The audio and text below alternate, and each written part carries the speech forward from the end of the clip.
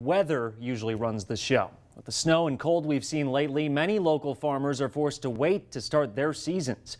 Newswatch 12's Allie Herrera spoke with a farmer in Langlade County today. She joins us in the studio with more. Allie, good evening.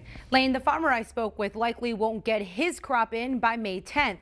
Not only does the weather set him back, but it's a bit of a domino effect. Typically, we'd like to be out on our lighter soils by the 25th of April. Dan Cockish knows that won't be the case this year. You've got to be kidding me. Cockish has been a farmer near Anago for more than 30 years. You've been in this long enough, you live in northern Wisconsin, you realize that summer might only be 3 weeks long. Cockish Farms primarily grows seed potatoes and ships them to potato producers out of state.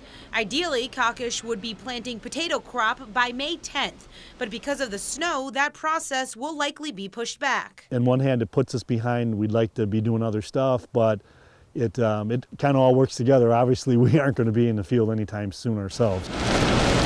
Crops specialist Pat Brzalowitz knows he's in the same boat. Getting deliveries out there, road limits are still in place and they might stay on for a longer period of time than normal.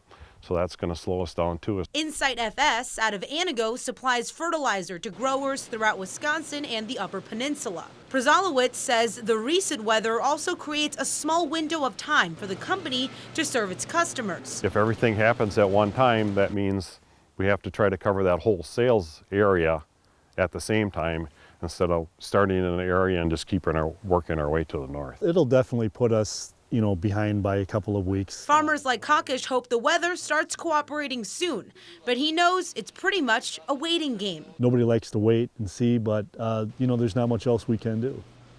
Cockish says the weather is usually most important after the potatoes are planted. The weather we see during the months of June, July, and August help the crops grow quickly.